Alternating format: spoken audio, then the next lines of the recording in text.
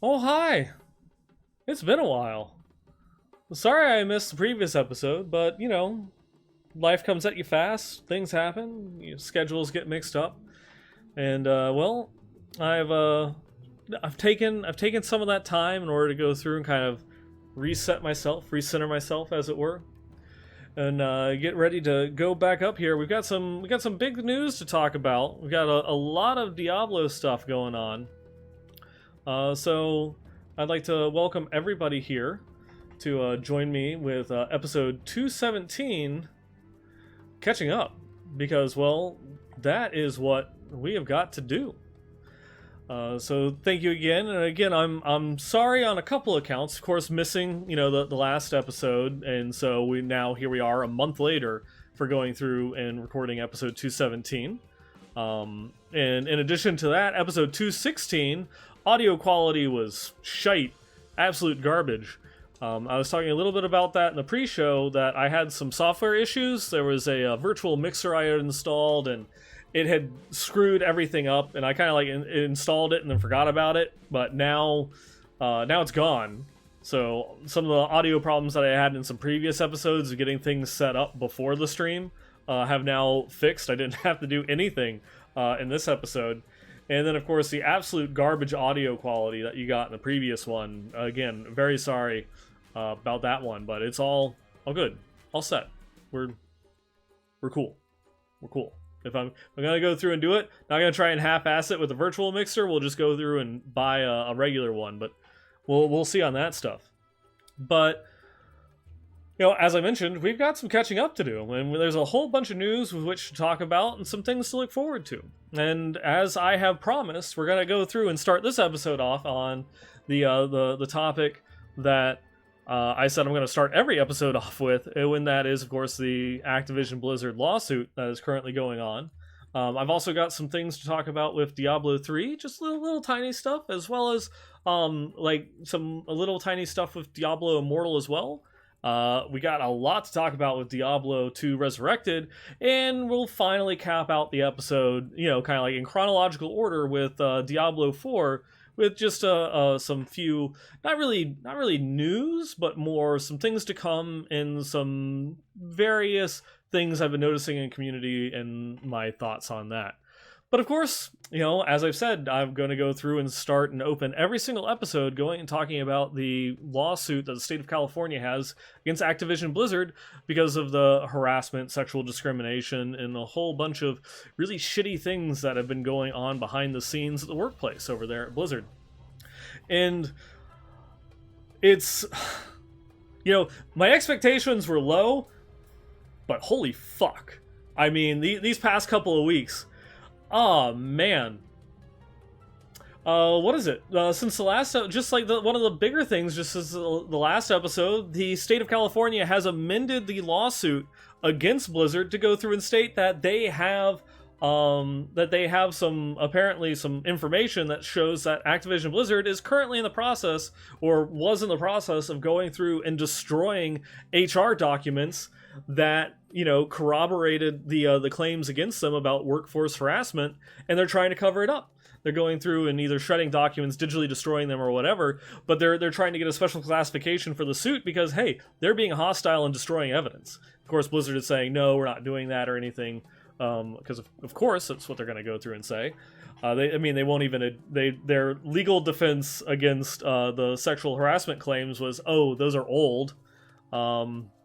And, well, it gets even better because just as of yesterday, the employees at Blizzard themselves have now gone through and filed a lawsuit against Blizzard because they say that they are facing retaliation, that they have HR and other higher-ups within the company are now going through and targeting employees that were found to have been participating in the walkout from last month, or the employees that have been going through and being very vocal about their stories and inconsistencies at Blizzard, as well as just trying to make the workplace a better environment. And so now the kind of collective group, not a union, the a better ABK, or a better Activision Blizzard King, has gotten together with a legal group in order to file a lawsuit stating that that ATVI is retaliating against their employees, and that is just like, holy shit. Like that, like I said, expectations were low, and that is pretty fucked up. That's batting 100 on this one, guys. Absolutely great, stellar things, and it just it puts a damper on everything, doesn't it? It's like it's so tough to be excited when they go and they come out with new stuff. Because what was it, last week? So the second Thursday in September, and they had some Diablo 2 Resurrected merch as part of the Blizzard Vault sale, and it was just like, I'll think about it. You know, I'll think about it. It wasn't just like the instant purchase that it would have been even a month ago, honestly. With it's just, you know, it's one of those just like weird things, because could I go back to like the beginning of July before this lawsuit was filed, and you know, we were all just ignorant to the truth that was going on behind the scenes? We could all just be happy about playing Blizzard games and such and being a content creator? And honestly, no, because it was all happening. It was the only thing that was different is that we just didn't know that was going on. And so I, at least, even though it is a constant conflict of emotions of wanting to go and support you know, the development team, that I enjoy the products that they go through and make, and I've gotten to know a lot of people on the development team that, you know, are good people, you know, and I want to support them in the projects that they work on. But at the same time, well, the kind of like the company that is funding all of this and makes all the buku bucks off of aren't so good people. So it's always that moral quandary that goes through and comes up, and just when you think that you're at peace with it, some other shit comes up and you're like, do we really have to go through all of this again? But it's better to know, you know, it's better to have that information and realize it. And that is why I will speak up about it on every single episode. If there's any type of new information on it, I'm going to be going through and bringing it up, because it's the right thing to do, and we want Blizzard to do better. So, I mean, take it or leave it. You know, if you're going to go through and listen to the show, it's going to be a couple minutes at the beginning of every episode. You know, sorry if it gets bothersome or annoying, but it's nowhere near as bad as what you know, a lot of these employees were going through and suffering through over at the company. But moving on to more targeted Diablo news, and hopefully a bit more of a positive way to go and carry on the episode. Diablo 3. So I said I had a little bit to cover on there, and well, PTR win? We're at that time. It's like the 2-month mark coming up right now. And this would be, you know, this is around the time that we would be going through and having the PTR drop for Diablo 3. Obviously, this one is a couple of caveats, that the last couple of seasonal PTRs were late. They were much further, they were past the 2-month period and into the 3rd month.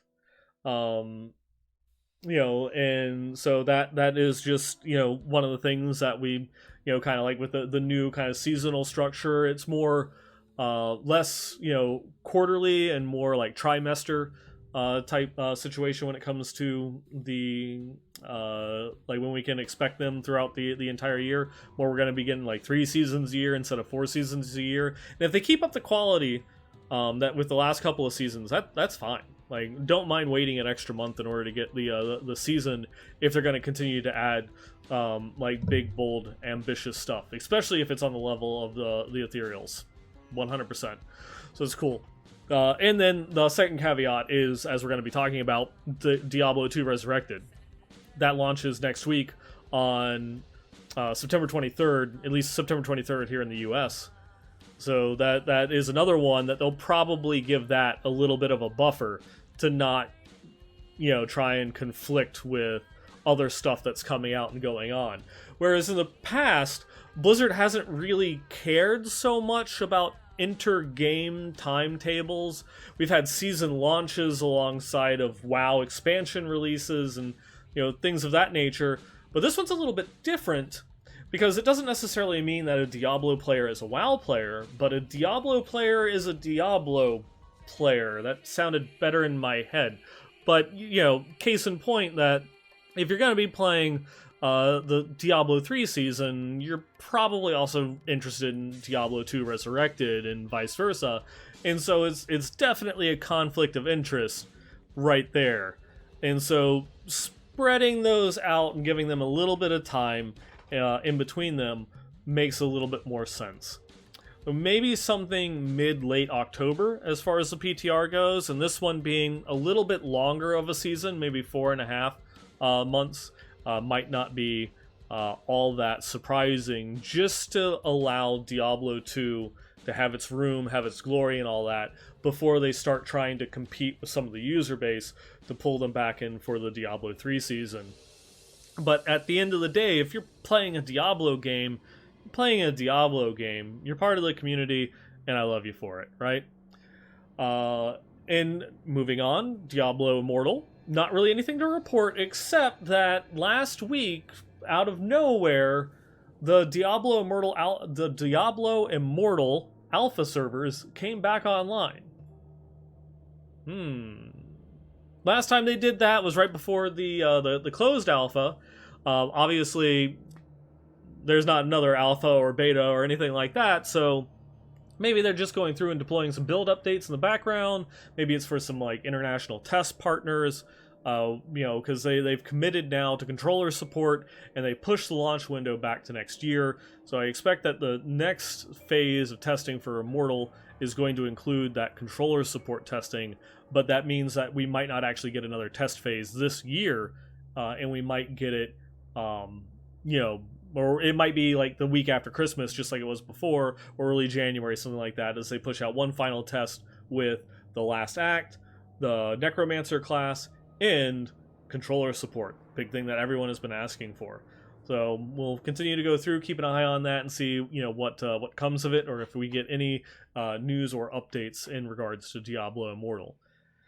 Now into the meat and potatoes of the episode itself, Diablo 2 Resurrected. Man, that hype trailer, right?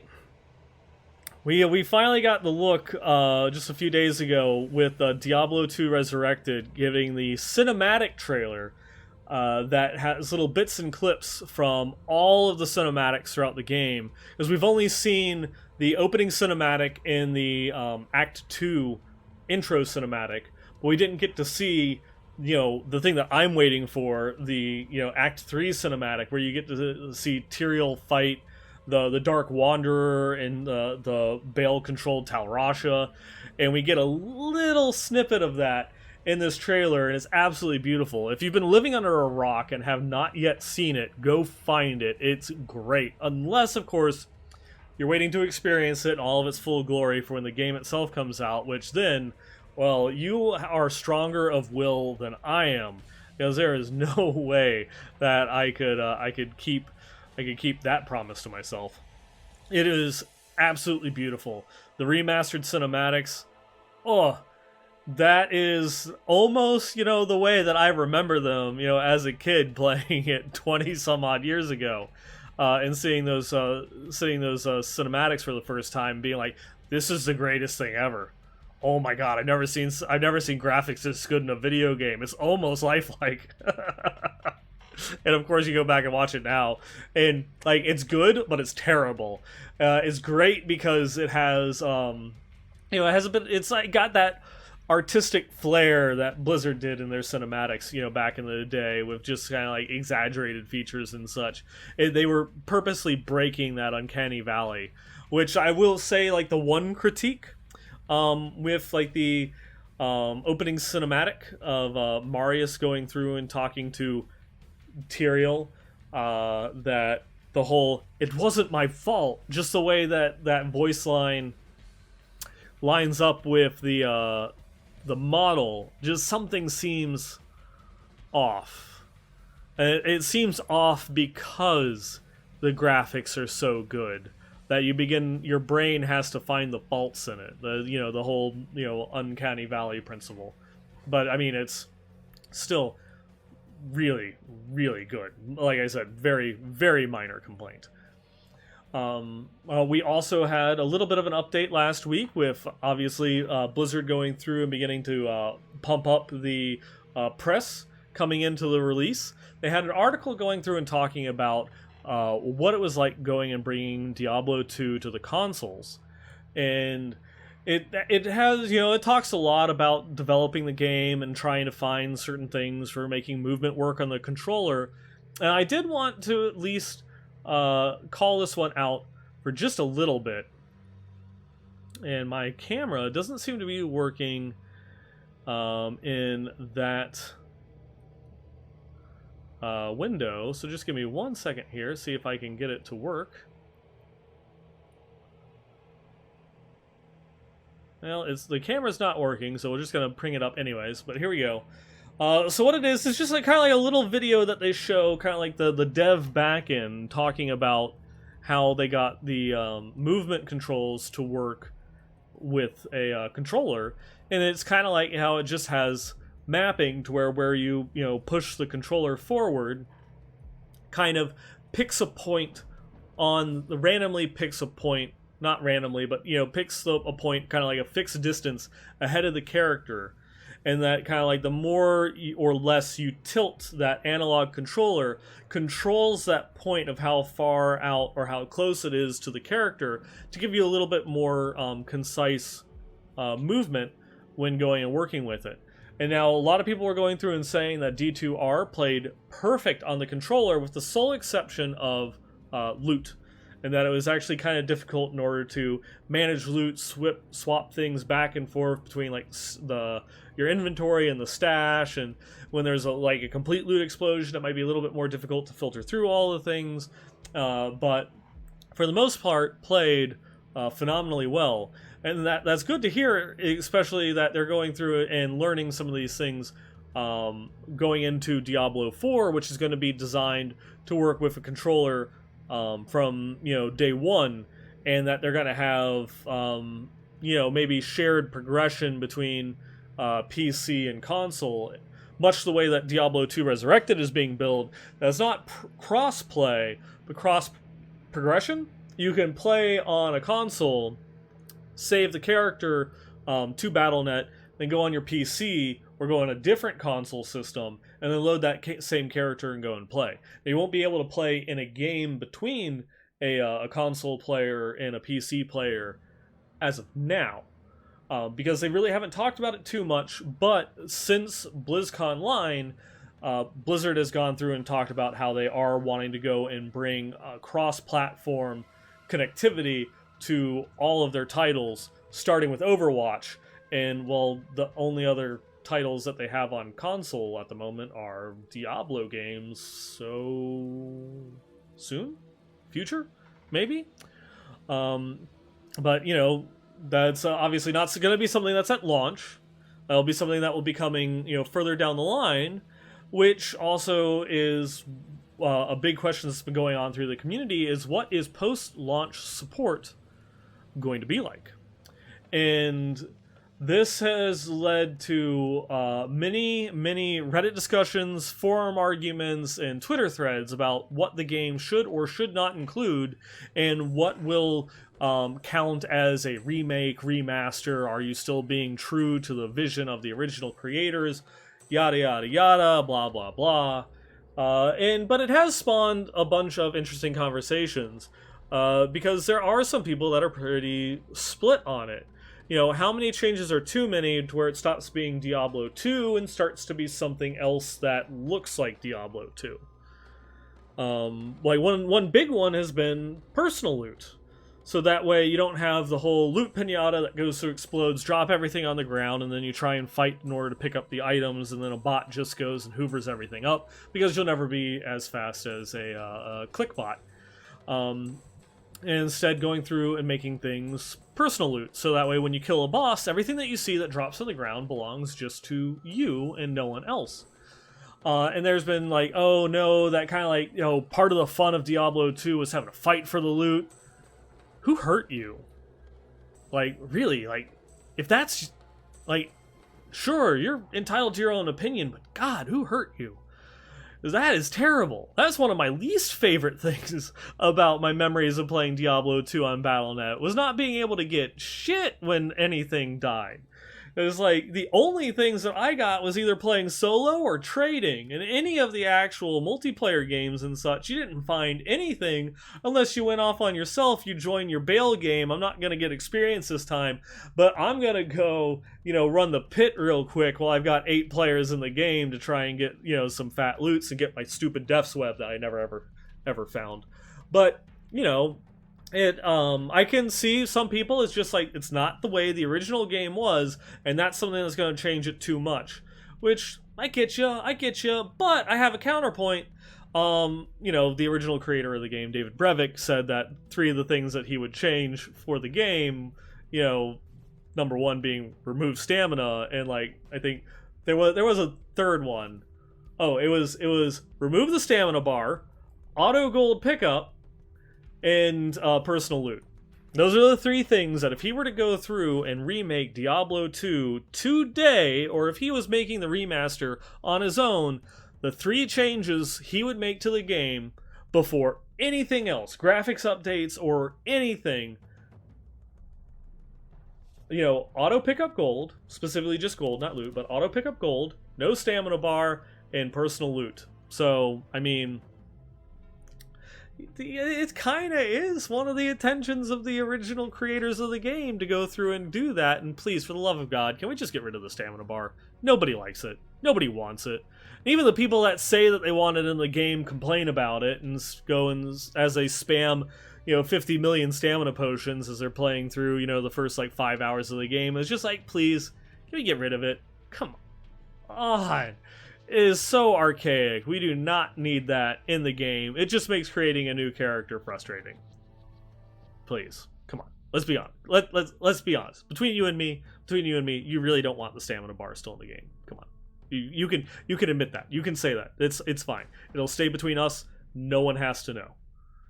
But it's just especially because they're going through and they're trying to remove some bugs. Some bugs are good, some bugs are bad. One that I have seen that's caused a lot of conversation is the nom bug, which is oddly enough almost close to how you spell my girlfriend's name.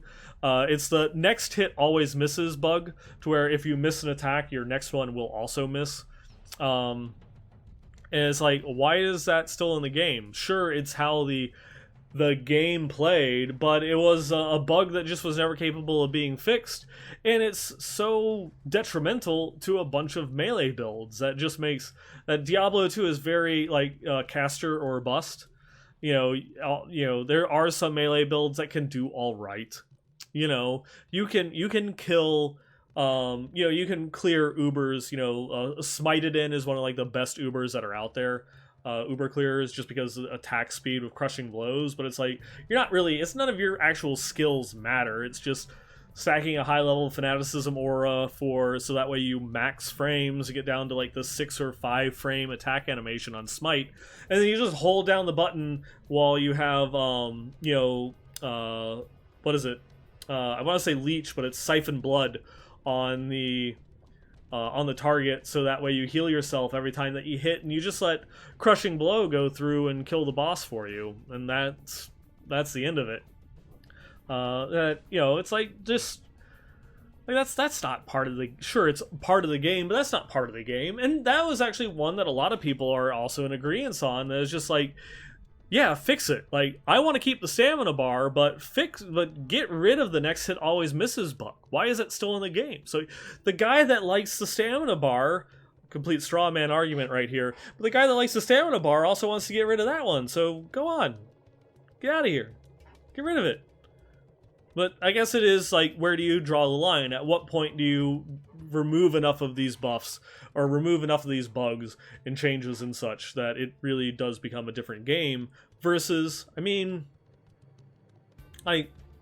it's Diablo 2 in 2021. It's been 21 years since the game came out.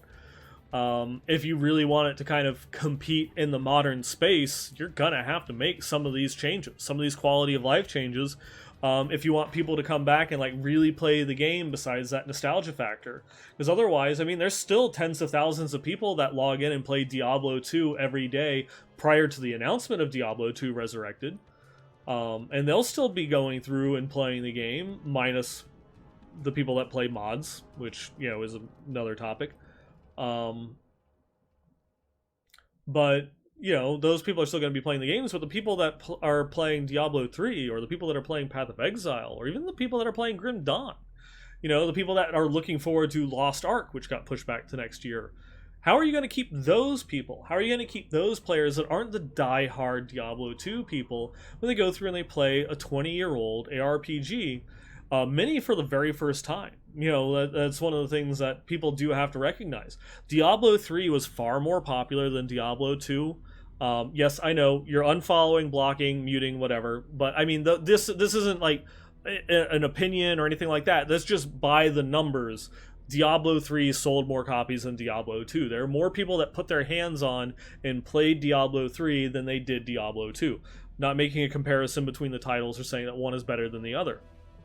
What it is just that this is going to be their first experience playing Diablo 2 for a large portion of the new Diablo community. And I think that they're going to have a blast. They're going to absolutely enjoy it. But that beginning section is going to be pretty rough with, you know, having to deal with the stamina bar, not being able to open doors, or not being able to go through a open door that's actually closed, but the animation is open, you know, like little janky, weird things like that, which if you played Diablo 2, you played Diablo 2, you know that stuff, and that's fine. It's like, that's what any game that came out in 2000 was like. That's just fine.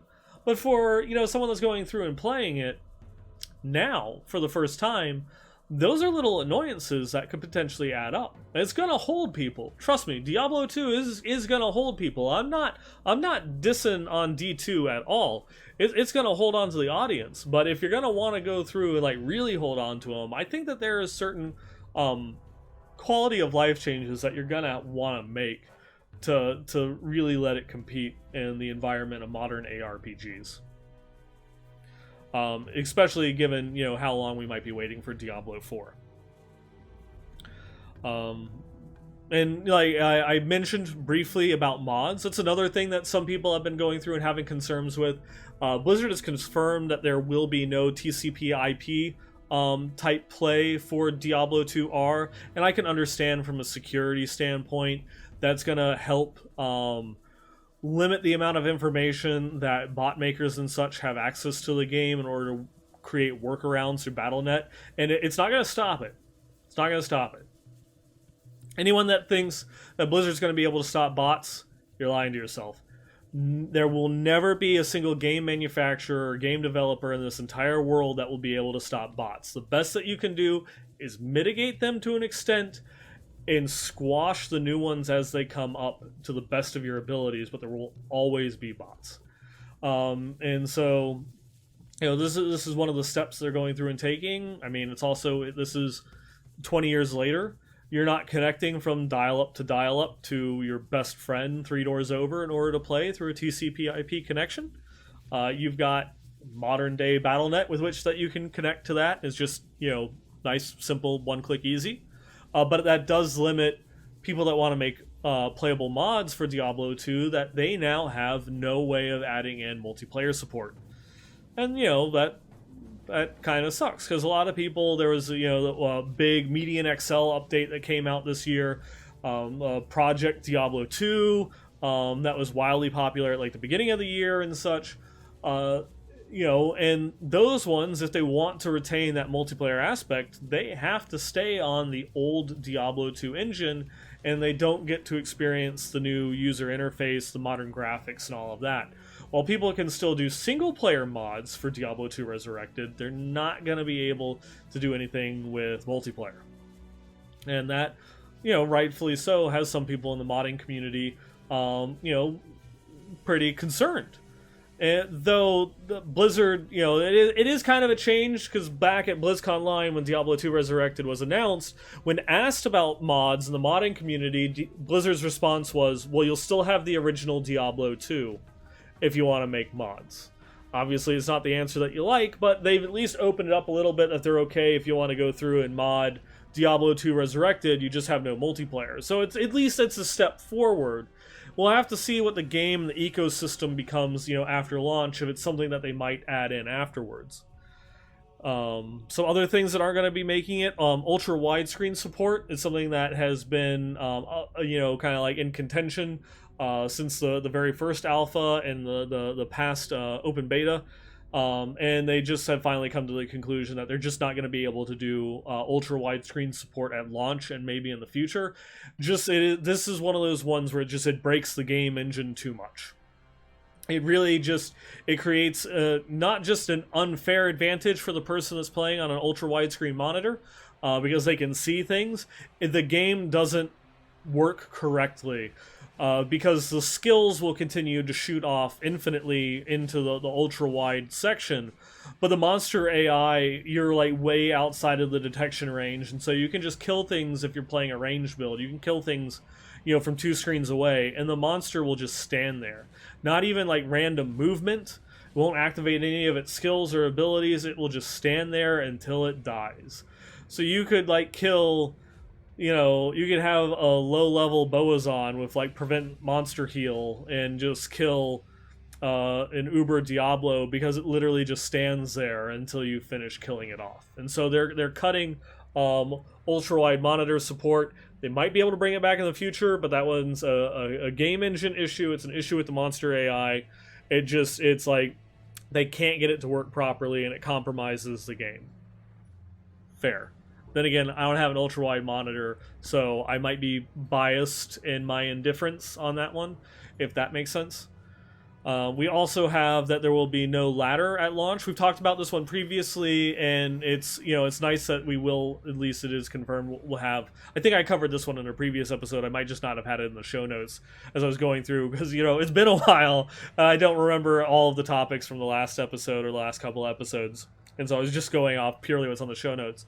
But we will have ladder-only items, ladder-only rune words will be enabled at launch while we wait for the ladder. Whether that will be the kind of like the operating procedure going forward, we don't know. Single-player games, at least, will always be able to benefit from the ladder-only stuff that we do have a confirmation of. But we'll have to see if non-ladder BattleNet play will continue to allow... season-only rune words and season-only items to drop and be created in non-ladder games. I believe we're still waiting on confirmation on that one. I might be wrong. They might have updated it, so please correct me if I am. But, besides that, please just fix invisible poison clouds. I'm sure everyone is sick of me going through and bringing this up, but just please fix those. We didn't get to play Act 5. And I swear, I will scream. I will scream if I get to Act 5. The Serpent Magi's there, he shoots a bone spear at me, and then I die to an invisible poison cloud on the ground. I am going to scream. 100%. And you'll be able to go through and experience that for yourself, because I do intend to stream a lot for the Diablo 2 Resurrected.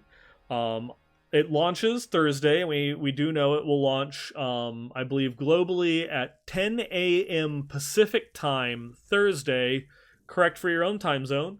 And I will still be working that day, so I won't be streaming right from the get-go. That's 1 o'clock my time, but I will hope in order to go and get home as early as I can. And I do plan on taking that Friday off, so I should be able to stream Thursday, Friday, and Saturday, and get some serious Diablo 2 playing in, get some streaming back in. I actually, one of my friends, Josh, you might have seen him hang out and chat here and there, and Angirius Angel, I'm not sure how I'm supposed to pronounce that one. He'll correct me, I'm sure. But he actually got me a new emote created, and we'll be going through and having that one launch on stream. So you can find that over at twitch.tv/9ball. So look forward to that. I will be streaming on that Thursday in order to go and cover that stuff. So, I mean, there's that. So we have something to look forward to, hang out and play. And man, it's been has been, I believe the last time that I actually sunk a decent amount of time into Diablo 2 was right before the launch of Diablo 3. And I hope to get some of my friends together so that way we can go level up some stuff. It's going to be rough. Not going to lie, it's going to be rough because I'm going to be leveling a Necromancer. We're going to start with Corpse Explosion and Summoning, but that is just really hard to do. I saw a tweet earlier today from Anna Cake, and because she's playing through as a Necromancer for the very first time in the original Diablo 2, and was playing a Summoner build, and just like, oh, just wait till she gets to Diablo, and yep, sure enough, goes through and she shared the little clip of going and fighting Diablo for the first time. All the skeletons run up, and then the fire weight goes out. The skeletons didn't all die, so I was impressed that she had like summon resist and actually some decent points. But then he immediately breathes lightning, they all fall over. The golem dies and the merc dies. There's one skeleton left that just kind of like bashes Diablo like twice, and then everything's dead. And it was like, yes, that is playing a Necromancer on normal, for your first time through. It sucks, but I'm not going to be playing solo. I'm going to be playing with a group. So I'll throw Decrepify on Diablo, and hey, my contribution to the group is done. Y'all kill him. I'll be waiting in the back. Okay, we got him. Good. Let's go to Act 5, where I can be slightly more useful, and that will be the Diablo 2. But I mean, it's a couple of days, so we should get through normal. We should get through Nightmare. Like by Saturday, I'm pretty sure we should be in Hell. Maybe not beat Hell. I'm not Mr. Llama. I'm not a speed runner. Oh, and speaking of Mr. Llama, I completely forgot. I didn't even put it in the show notes. On Thursday, Mr. Llama is doing a world first run for as soon as the servers go live for Diablo 2 Resurrected. The first person to beat the story, I believe, through Hell. So it'll be normal, Nightmare, Hell. First person to run through, complete run through. He's going to be streaming until it's done. So please, go check it out. It's gonna be absolutely awesome. In order to go through and see, the Mr. Speedrunner himself going through and being like that world first of getting the game, quote unquote, beaten, because we all know the game does not end at the death of Hell Bell. But it'll be cool to go through and check out. I'm sure that will be one of those ones I'm gonna be kind of like staring over while I'm streaming. It's like, is he there yet? Is he there yet? You all will have to keep me informed on that one, right? But yeah. And the reason that I will not be streaming on Sunday is because I have a Warhammer tournament that I'm going to, because, man, I can tell you, even though my passion for Diablo has been strained with all of the shit that's been going on with Blizzard lately, but my passion for Warhammer has been filling in that gap. So I've been painting and playing and a whole bunch of other stuff. And yeah, I found a tournament close by that I will be participating in that Sunday. So it's the 26th. You'll probably, if you follow me on Twitter, I'll be posting pictures of my games and all of that. And I actually, honestly, so at the big convention that was in Orlando that I went to back in August, my goal in the 5-round tournament was to go 3-2. This is a 1-day tournament. It's just 3 rounds. I'm actually going to be a little bit ego-driven on this one, and I want to say my goal will be to go 3-0. I think that I can go 3-0. I believe that there's enough players that are signed up that there could be multiple people that go 3-0, so I might not necessarily win. I could still go 3-0 and come in second, but that's my goal. I'm not just going to play and have fun, though I am going to play and have fun. I am a little bit cocky and arrogant with my ability to play Age of Sigmar, and so I'm going to kick ass, and so I will let you all know how that one goes, since it's just a week and a half away now. What is it? To go through and wrap things up, of course, I mentioned we've got Diablo 4. We're halfway through September, which means that we've only got 2 weeks, 3 weeks. How many got? We got 2 weeks and a day for the Diablo 4 systems blog in order to go through and get posted. The previous one, because of some interviews that were going on, around the time, with, I think it was like an Xbox interview talking about Diablo 2 Resurrected or something like that. They just mentioned that the Diablo 4 blog would be coming out. It'd be about character art. We don't know what this topic is going to be. Maybe it's going to be a crunchier topic, though I don't mind the fluffier ones. That character art one, changed a lot of people's opinions that might have been on the fence about Diablo 4. That it's like, wow, the dev team gets it. They're doing some good work. So we do have that to go through, look forward to, and as is always, I will record an episode come hell or high water, the day that the Diablo 4 systems blog goes live. So I will, even if it's like in the middle of if I have to replace the regular episode recording, or if I have to do it like outside of the regular 2-week cycle, I will record day and date for the Diablo 4 stuff, because hey, it's important. That is news worth covering when it breaks. But there have also been some other interesting little things that have been going on, as Vicarious Visions has been going through and hiring and expanding their roster of developers, but not for Diablo 2 Resurrected, but for Diablo 4. And so there have been some rumors and people going through and talking about, oh, let Vicarious Visions work on Diablo 4. But yeah, this is pretty hard confirmation. Like, Vicarious Visions is working on Diablo 4, and that has me asking like a couple of questions. Namely, well, what about Team 3? Obviously, Team 3 is still going through and working on it, but you know, we talked about how some of the senior developers were let go as part of all these bullshit that was happening over at Blizzard, allegedly, with Louis Barriga and Jesse McCree, exiting the company. That there might be like some shakeups and stuff, and this also isn't like terribly unknown, because even prior to Diablo 4's announcement in 2019, the first inkling that we had of Diablo 4 came from that kind of like expose in 2018, right after the announcement of Diablo Immortal, talking about how at that point in time Diablo 4 had already been rebooted internally for the development like a couple of times. We what was it? There was like the Dark Souls remake, and then they started in doing an ARPG, and then that one had got rebooted, and then I'm not remembering exactly, but it might have actually, once they switched over to ARPG, it might have been rebooted like twice.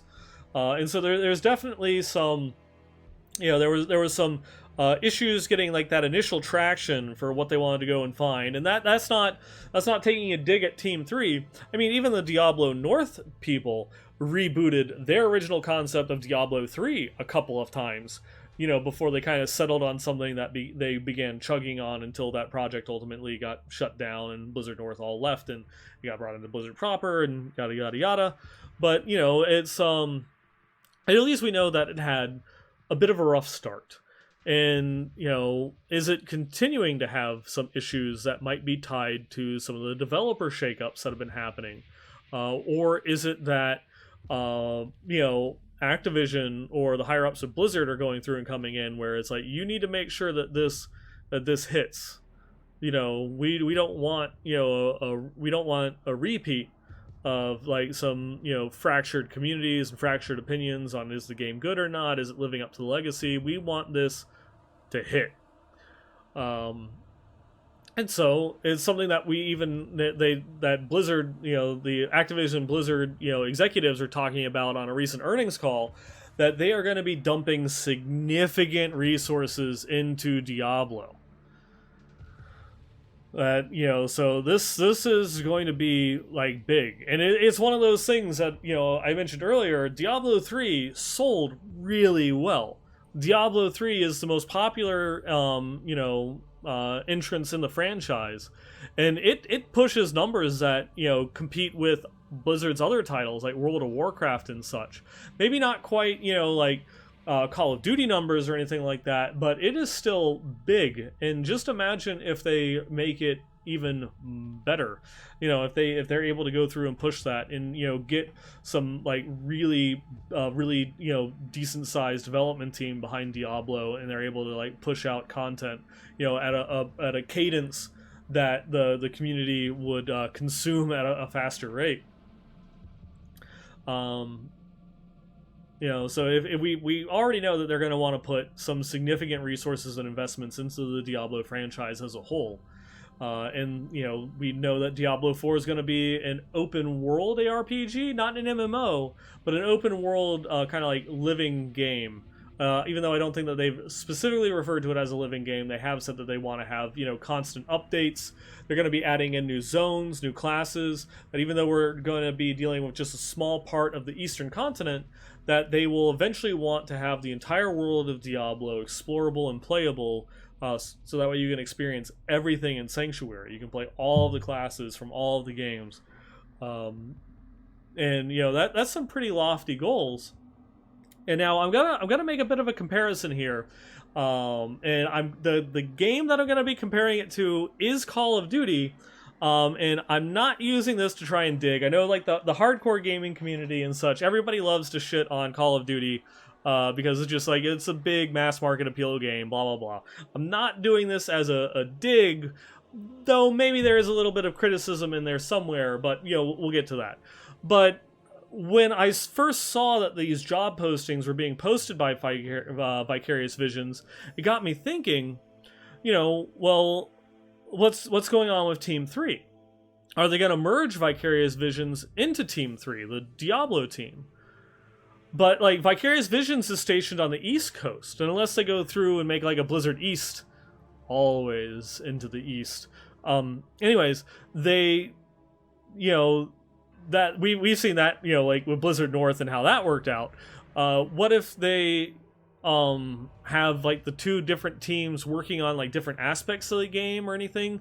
Because Vicarious Visions has showed that like they can do the job. I mean, look at their recent resume. The Crash Bandicoot and Tony Hawk remakes. I mean, like, and then now the Diablo 2 Resurrected, which everything that we've seen has been amazing.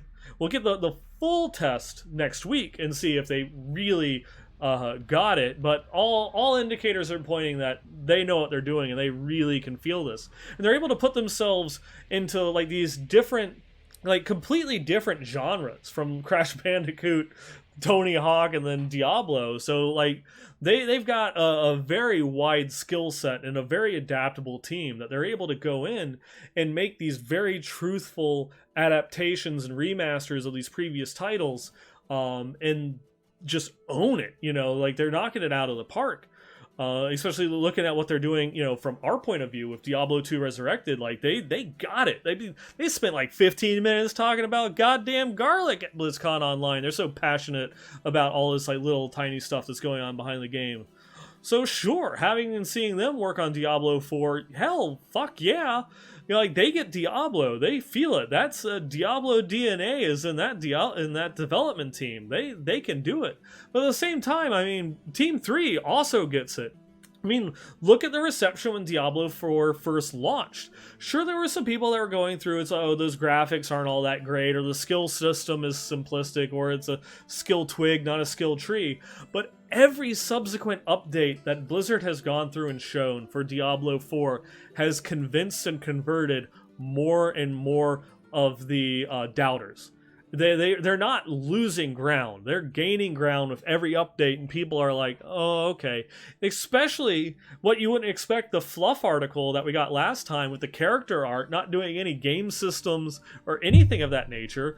But that one got people, it's like, oh, okay. Okay, they got it. They figured it out. When you see the spider puppet zombie thing like that, you saw that, it's like, yeah, okay, that's Diablo. They're getting it. They got it. They figured it out. They know what can make a Diablo game, at least aesthetics wise. And so they're converting people over. And so you've got these two teams that do seem to know, get, and understand at least the core building blocks that help make a Diablo game. They're wanting to take the direction back more towards a traditional ARPG than kind of the more action-y version that Diablo 3 went with. And, you know, I guess a bit more complexity in the different systems and skill designs and things like that. And there is, of course, that other title that Activision makes that I saw some comparisons in that, and that is, of course, Call of Duty.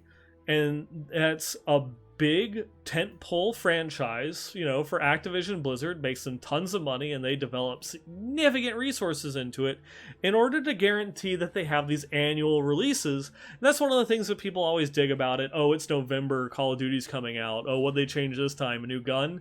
Though they might not always make significant updates to the core game, though sometimes they do. Part of the thing that they're able to churn out these annual titles and these constant updates, these to the Call of Duty franchise, is they have multiple development teams that are working on it. It's not just one in-house project, and they've got multiple studios that, instead of having to push out a game every year, they're actually pushing out a game every 2 years, every 3 years, as they go through, and as the different projects are being handled by completely different development teams. And it got me wondering if that might be a direction that they start going with Diablo 4, because at least Activision itself, for all of the other problems that they have, treat your employees better, they have gotten really good at developing product pipelines in order to go through and push out content at a repeatable cadence. And imagine that for Diablo. Not talking that we'll have Diablo 5, Diablo 6, and every year is going to be a new Diablo title, but imagine if you had two big development teams that are going through and developing content for the game. Instead of going through and trying to push out, content and updates at a cadence of, say, every 3 months, that if you're bouncing back like seasons in between these two development studios, each studio has 6 months in order to develop the content for a new season. Or even one studio could be developing seasonal content, the other one could be developing classes, zones. They could be developing whole new expansions. We really don't know what the game model for Diablo 4 is going to be like. Is it going to be something that might mimic, other modern games, or it's a one-time purchase with a bunch of microtransactions? Is Blizzard going to stay to their classic held one core box and then a whole bunch of expansions afterwards? Don't know. Really don't know. I think I'd be okay with either, though maybe like I guess it's like one of those ones where, as long as I feel that I'm getting value for my money, I don't mind microtransactions, as long as it's not going to be going through and trying to nickel and dime me stuff. Don't start charging me for stash tabs, or that I have to pay for a type of in-game currency to use waypoints or other bullshit like New World being built from the ground up with certain pay-to-play mechanics like built in that you can just circumvent game systems with paid currency. Leave that shit outside. I'll pay for classes. I'll pay for zones. I'll pay for higher difficulties or stuff like that. Might not pay for dungeons. You should just be giving that, to me for free or as part of a bigger update. Like, if you want to go through and launch, or if you just keep all that stuff like in an expansion, like new class, new zone, new dungeons, boom. And then the seasonal updates are free, or we'll unlock like an additional new dungeon, in the middle of a zone or something for free throughout the course of the season or the expansion or something. Those things are fine. Those things are agreeable, but it really will come down to, what I feel I'm getting value, out of my dollar. And I am a bit more critical of the money that I spend with Activision Blizzard since everything that's been going on. Treat your employees better.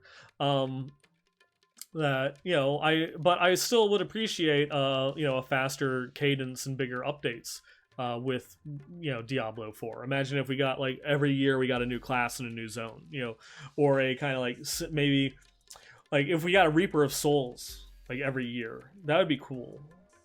That would be awesome. And if you're leapfrogging development teams between these expansions, that would also be, that would also be acceptable, because I trust Team 3. I trust Vicarious Visions. I have faith in both of those development teams with what they can go through and push and what they can go through and do. So that's, that is, at least to me, a positive aspect. I don't think that It's really like there is of course the other side of it. Vicarious Visions could be being brought in as a strike team to try and fix issues that Team 3 is missing product deadlines and blah, blah, we're worried that the project's not going to come out on time or anything like that. But it could just be that, hey, you guys did such a great job with Diablo 2 Resurrected. You hit it, you nailed it, you actually understand it. Well, guess what? You're the Diablo studio now. Like, you're going to be going through and working, with the internal Blizzard team that's been working on Diablo, and you're part of that family now, and you guys are going to go and you're in charge of the Diablo 4 IP, just like Activision Blizzard has given like Treyarch, and I forget what the other ones are as far as making like, Call of Duty content and such. So that's just like some of the things that to keep in mind. Things that could be going on. There could be obviously some issues that are going on, with the development, but like it's still only been. I mean, I feel like it's only been a couple of years, right, since they went through and announced the game, and we waited 4 years for Diablo 3. It's not that big of a stretch to. It's not even been 2 years since they announced Diablo 4, and they've been making some pretty significant headways. I will feel better that even though there's not a BlizzCon this year, when they go through and do, I guess, the BlizzCon Line 2, that they said that they would be doing early next year, if we begin to see more zones, because we've been seeing a lot of the dry steppes and not so much of anything else. So it would definitely make me feel better if we start seeing some other zones to, have an idea that things are being pushed. Now, we have seen, I've talked about it previously, that there's been like some back-end, development updates. So they've issued like developer builds, like big 40 gig development builds and stuff like that they published on their content delivery networks, and everything's encrypted, so we can't get anything out of them. But that could be like one of the times that we saw that previously was when they did, the dry steppes is playable from start to finish, so all the developers go play the game 48 hours, max out as many characters as you can, or max out a single character as much as you can, but play and break the game, so that way we can get some big bug testing. Maybe that's something that they went through and did again. Either another zone has been completely finished from start to finish, or maybe multiple zones are done from start to finish, and I want to see how the gameplay progresses through all of that. We just don't know, sadly. But yeah. That pretty much covers it. That's we've had a lot to go through, and I know I kind of like chain gun some topics on that one, but I look forward to going through, hoping to not miss many more episodes. But as you might have seen on Twitter, I've got some difficult work schedules coming up, not just for October but November as well. It looks like it's going to be Westmarch Thursdays. For this next quarter, because I got a lot of stuff that's just been going on at night, Monday, Tuesday, Wednesday at work, and so it's going to be pushing it over to like Thursdays for the podcast and such, and might have to take like a little winter break for December, here or there. We'll see how things work out. We'll see how things go and how I'm able to keep up with the workload and all of that, which is not. Not gonna lie, it's also part of the reason why I had to take a little break, from the podcast on this, the previous couple of weeks and stuff. There are just all sorts of things that have just been piling up and added on to the stress load, and I just did not have it in me to go through and boot up and do the podcast. I think I streamed a little bit of Diablo 2 Resurrected when it was in the open beta and stuff, and so it's just it's been a lot. It's been a lot. So we'll see. But yeah, keep updated. Again, thank you for going through, listening to me rant, talk about stuff. Feel free to go through. If you liked what I had to go through and say here, you follow the show. We record live, or I keep saying we, but it's I record live every other Wednesday, Thursday for the next couple of weeks at BlizzPro at twitch.tv/BlizzPro. You can find an article with the links to everything over at Diablo.BlizzPro. Or not, nope, that's website's closed. Just BlizzPro.com, www.BlizzPro.com. You can also find it on YouTube. Just search for Westmarch Workshop. You can also find us on iTunes, Stitcher, your podcasting platform of choice. It's up there and everywhere for like the audio-only versions. You can also follow the show on Twitter. It's at the WM Workshop, or you can follow me personally on Twitter at 9ballgamer. And as always, you can go through, you can email me questions, comments, or feedback at westmarchworkshop@blizzpro.com. You can, also just message me on Twitter or anything like that. It's all good, all gravy. I look forward to hanging out with you guys on every episode. Now, I'll be going through and bringing the episode itself to a close, but we'll be hanging out a little bit in the after show. So if you do manage to go and catch one of the episodes live over on Twitch, feel free to go through, hang out, and stay, because we'll be having some chats and conversations a little bit before the show, a little bit after the show. I look forward to catching you all in the next episode, as well as catching you for some Diablo 2 Resurrected next week. Can't wait to finally go through and get a chance to play my Necromancer in all of his high definition glory.